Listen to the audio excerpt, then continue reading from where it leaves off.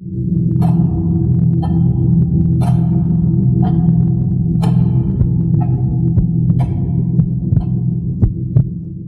been meaning to clear out my garage for weeks. With a big move coming up in the spring, I figured it was time to sort through the junk I'd hoarded in my little house outside Denver. I stumbled across an old camping gear set, tent, sleeping bag, portable stove, all top-notch stuff I'd bought for a trip years ago, but barely used since upgrading to lighter gear. No point keeping it around, so I snapped a few pics and threw it up on Facebook Marketplace for $100. It was a steal considering the quality, and I knew it'd sell fast. Sure enough, within 2 hours, I had bites. One guy messaged me offering $60, but I shot that down with a polite, "No thanks." Then another reply popped up, a dude saying he was super interested and could come grab it that night for the full $100. Perfect. I told him I'd be free at 6 p.m. if he wanted to swing by. I never let buyers inside my place. Too many weirdos out there, so I always meet them in the driveway. My street's busy enough, lined with suburban homes and dog walkers, so I wasn't worried about trouble. Plan was simple. I'd haul the gear out just before 6, wait for him, and wrap it up quick. But around 5:40, I heard a loud knock at the front door. I peeked through the blinds and saw a guy standing there, a beat-up blue pickup truck parked crooked in my driveway. I cracked the door an inch. "Hey, who are you?" I asked. He grinned, hands in his pockets. "I'm here for the camping stuff on Marketplace. Got here early." I told him to wait a sec and hang out by his truck. I wasn't ready yet. He paused, scratching his neck, which felt off, but then shrugged and trudged back. I grabbed the gear, dragged it out, and met him at the driveway's edge. I'd set up an extension cord so he could test the stove, and he nodded like it all checked out. "How's $30 sound?" he said, fiddling with the stove knob. I forced a smile. Deal was $100. I could maybe drop to $90, but $30 is way too low. I was annoyed. He'd agreed to the price, and now this? He didn't say a word, just tossed the stove back in the pile, avoided my eyes, and walked to his truck. Tires squealed as he peeled out. I stood there, ticked off, feeling like I'd just dodged a scammer. Whatever, I thought, hauling the gear back inside. No big deal, just a flaky buyer wasting my time. I brushed it off and settled in for the night with some takeout and a movie. A few hours later, around 9 p.m., I got up to grab a drink and glanced out the kitchen window. My stomach dropped. That same blue truck was parked across the street, 2 houses down, under a streetlight. I squinted, trying to see if he was inside, but it looked empty, just a hulking shadow on the curb. I told myself it was nothing, probably a neighbor's visitor, and went back to my movie. But an hour later, as I was flipping off the lights, a sharp knock rattled the door. My heart skipped. I froze, hoping it'd stop. It didn't. Another knock, louder. "Yo, it's me!" a voice shouted. "Changed my mind. Brought cash for the gear." No way I was buying that.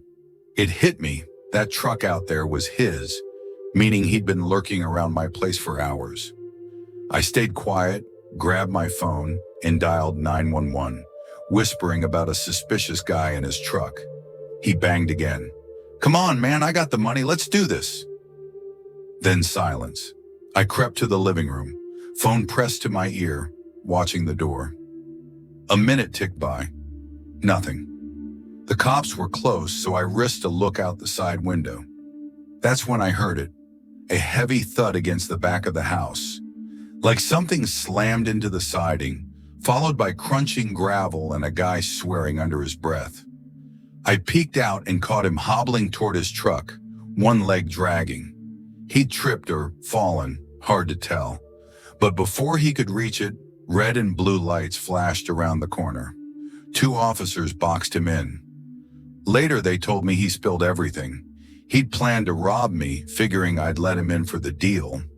When that flopped, He tried prying open my back patio door with a screwdriver, lost his grip, smashed into the wall, and tweaked his ankle running off. They found the screwdriver on him, plus a roll of duct tape in his truck. He swore it was just for theft, not anything worse. But that tape said otherwise.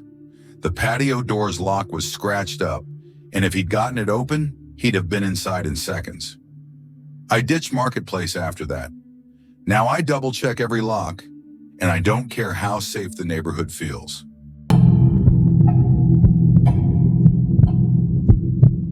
I'd been crashing on friends' couches for weeks after my last lease in Seattle ran out, so I was desperate to find a stable place.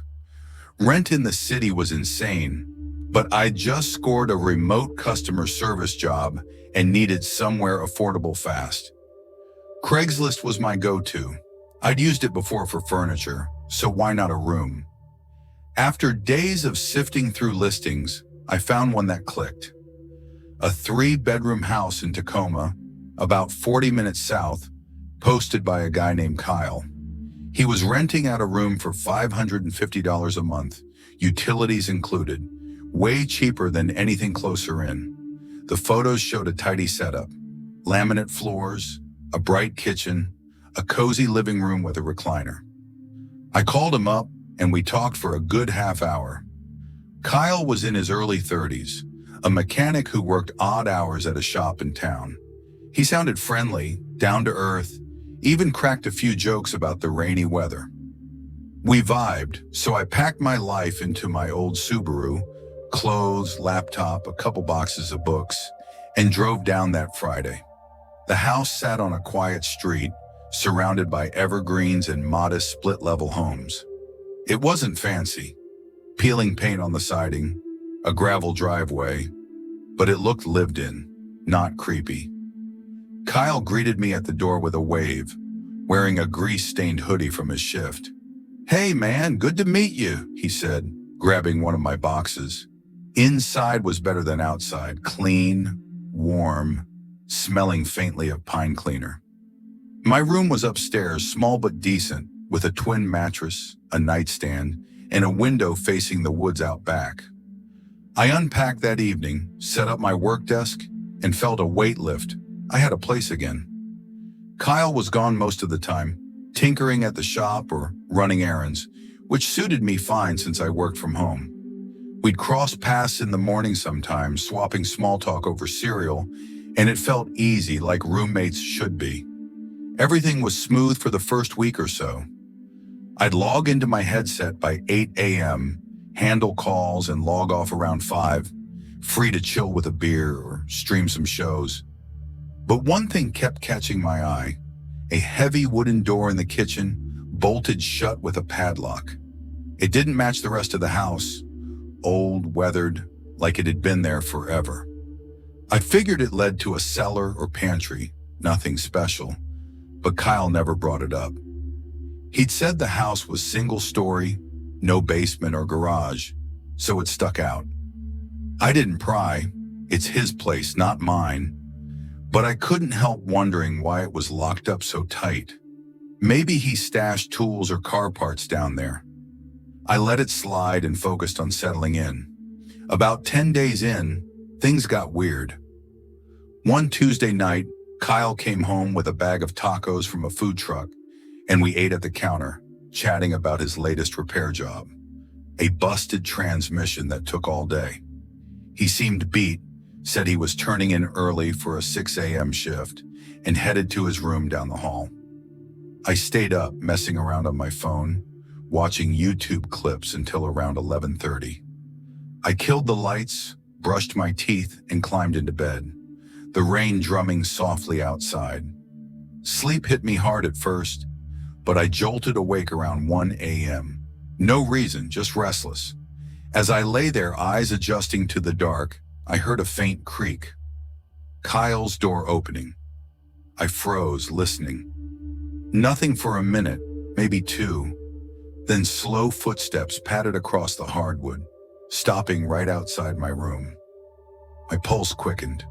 I heard the floor groan, then a soft bump, like he'd leaned against my door. No knock, no voice, just that weight pressing in. I didn't move, didn't breathe, waiting for him to leave. He stayed there. I swear it was at least 5 minutes before the footsteps retreated. Not back to his room, though. They headed toward the kitchen, and I caught the jingle of keys, the click of that padlock, and the groan of the cellar door swinging open. A dull thud followed as it closed. I sat up, sheets tangled around me, staring at my locked knob. What was he doing down there at this hour? I strained to hear more. Footsteps, anything. But the house went dead silent. I barely slept after that, replaying it in my head. The next morning, Kyle was in the kitchen, pouring coffee like always, acting normal. Too normal. "Rough night?" he asked, nodding at my bleary eyes. I mumbled something about work stress, watching him sip his mug. That night, it happened again. Lights out at 11, then his door creaked around 12:15. Same pause at my room, same trip to the cellar. By the third night, I was tracking it. Every time I went to bed 20 to 30 minutes later, he'd do this ritual. He'd hover by my door, sometimes longer, then vanish downstairs, never sleeping in his own bed. During the day, he was all laughs and, "How's your day?" But at night, he turned into this stealthy ghost. It was the secrecy that got me, the way he tiptoed, like he didn't want me to know. After a week of this, I was on edge, jumpy at every creak, double-checking my lock. I had to figure it out. One Thursday, I staged it. Told Kyle I was wiped from a long call day, said goodnight at 10, and shut my door. But I didn't sleep. I sat on my bed, fully clothed, phone recording audio just in case. At 10:35, his door opened. I held my breath as he crept down the hall, stopped outside my room. Longer this time, maybe 10 minutes. Then moved on. Keys rattled, the padlock clacked, and the cellar door groaned. I waited until it shut, then slipped out, barefoot, heart slamming against my ribs. The kitchen was dark, but the cellar door was cracked open, a sliver of dim yellow light leaking up from below. I edged closer, peering down. Rough wooden steps descended into shadow, the air thick with damp earth and something metallic. "Kyle," I called, voice low. No response, just a faint scrape, like metal on concrete. "You down there?" I tried again, louder. A thud echoed up, like a box dropping, then fast footsteps, but not toward me. I ran to the back window and saw him burst out the rear door, bolting into the woods behind the house, his silhouette swallowed by the trees. I stood there, stunned, hands trembling. What the hell just happened? I locked the back door he'd left gaping, grabbed a butcher knife from the block, and returned to the cellar entrance. That light flickered below, tempting me to investigate. I took one step down. The stairs creaked under my weight, then froze. The smell hit me harder. Rust, mildew, and something sharp, chemical-like. My gut screamed to get out. I didn't go down. Instead, I raced to my room, threw my clothes, laptop, and books into my bags and hauled them to my car.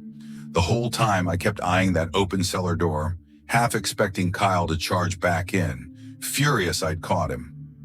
I peeled out at 11:30 p.m., tires spinning on gravel, and didn't stop until I hit a motel off I-5.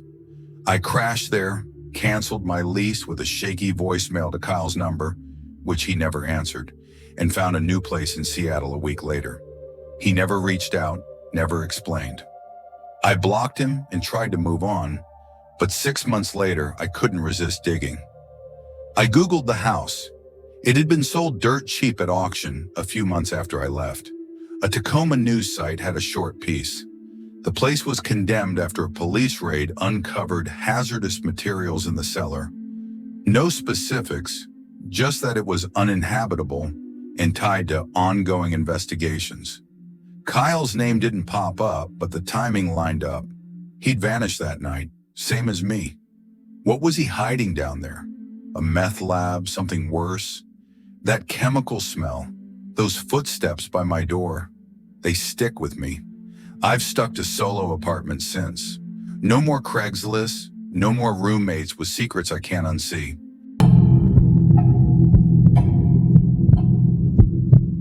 I'd been living in a cramped apartment in Raleigh, North Carolina for years, so when I finally signed a lease on a small house in the suburbs last fall, I was stoked. It was a fixer-upper, peeling paint, creaky floors, but it had space, and that's what I wanted. Thing is, I didn't have much to fill it. My old futon and a wobbly coffee table looked pathetic in the living room, and the tiny 20-inch TV I'd been using in my bedroom wasn't cutting it for the new setup. I didn't have cash to splurge on fancy furniture, so I hit up OfferUp, kind of like Craigslist 2.0, to score a cheap big TV for the main space. I wasn't picky about resolution or brand. I just needed something to make the room feel less empty. After a couple days of scrolling, I found a listing that caught my eye. A 50-inch flat screen, maybe a decade old, listed for $80.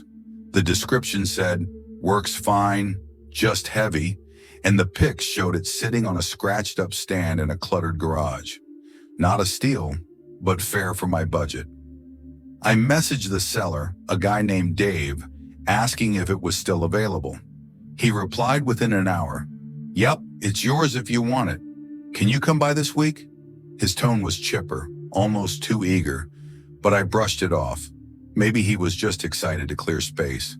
I told him I could swing by after work any day around 6 p.m. I'm a 24-year-old warehouse stalker, so my shifts end late afternoon. He shot back, "How about tomorrow at 6:30? Works perfect for me," and dropped an address about 20 minutes from my place, along with a Google Calendar invite labeled TV pickup.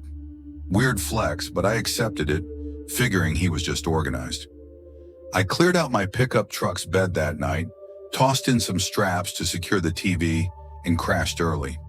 The next day dragged. Stacking boxes in the warehouse always wears me out.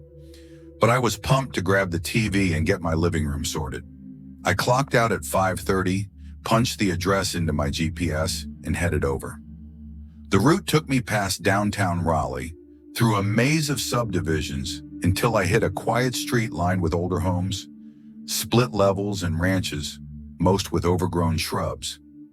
Dave's place was a faded yellow house with a sloped driveway leading to an open garage. It was dusk by the time I pulled in, around 6:25, and the garage light was on, casting a yellow glow over stacks of junk. Old bikes, a busted lawnmower, random boxes. I checked my wallet, $80 in 20s, hopped out and walked up. The front door was cracked open a few inches, no screen, just the main slab ajar. I assumed he'd left it that way for me, so I leaned in and called, "Hey Dave?" "Here for the TV." No answer. I rang the doorbell, the chime echoing inside, and waited. A second later, I heard a crash, like glass shattering, deep in the house. My stomach flipped. I stepped back, glancing at the garage. The TV was there, right where the pics showed, but something felt off. I was about to turn back to my truck when heavy footsteps thudded toward the door. It swung wider, and a guy loomed in the frame, tall, broad-shouldered, maybe 40, with a scruffy beard and a stained t-shirt. "What do you want?" he barked, one hand gripping the door, the other out of sight. I'm here for the TV on OfferUp," I said, nodding toward the garage. "We set up for 6:30. Dave, right?" He stared at me, eyes narrowing, then grunted. "Yeah, sure. Come in." Every instinct screamed no, but I'd driven all this way, and the TV was right there. I hesitated, then stepped inside, keeping him in my peripheral. The living room smelled like stale beer and cigarettes, not the clean vibe I'd expected from Dave's upbeat messages. He didn't match either. No happy old man energy, just a hulking dude who looked pissed. The TV sat against the wall, cords tangled, screen dusty. "That's it," he said, hovering by the door. "Looks good," I mumbled, barely glancing at it. I just wanted out. I'll take it. Here's the $80. I pulled the cash from my pocket and held it out. He snatched it, stuffed it in his jeans, and before I could blink, he lunged, shoving me hard toward the door. "Get out!" he roared, his meaty hand slamming my shoulder. I stumbled, caught myself on the frame, and bolted to my truck, adrenaline spiking. I didn't argue, just floored it out of there, tires screeching on asphalt. A mile down the road, I pulled into a gas station, hands shaking, and called 911. "I just got robbed," I told the dispatcher, giving them the address and what happened. My mind raced. How dumb was this guy, robbing me at his own place? I knew exactly where he lived, but when the cops called back 20 minutes later, my jaw dropped. "We're at the house," the officer said. "Nobody's here, but we found the owner, Dave, in the garage. He's beat up pretty bad, but alive." I sat there, stunned, as he pieced it together. The guy I'd met wasn't Dave. The real Dave was a 60-something retiree who'd listed the TV and some old tools on OfferUp. Another buyer, a dude he'd set up to meet earlier that day, had shown up, attacked him, and tied him up in the garage with duct tape. I'd walked in right after, catching the fake Dave mid-crime. The cops said they found blood on the garage floor, a broken lamp inside, probably what I'd heard crash, and Dave's wallet emptied out. The guy had stuck around, maybe planning to sell more of Dave's stuff, and used me as a bonus score. Here's the kicker. Dave had sent that other buyer a Google Calendar invite too, same as me, and the idiot had used his real email. First name, last name, all there. They tracked him down in 2 days, hauled him in on assault and theft charges. I met the real Dave later, a wiry, gray-haired guy with a busted lip, but a grin despite it all. "You're my lucky break," he joked. "Cops wouldn't have come so fast without you." I got my $80 back, but the TV left it. That house still gives me chills. Now I stick to thrift stores. No more online deals with strangers.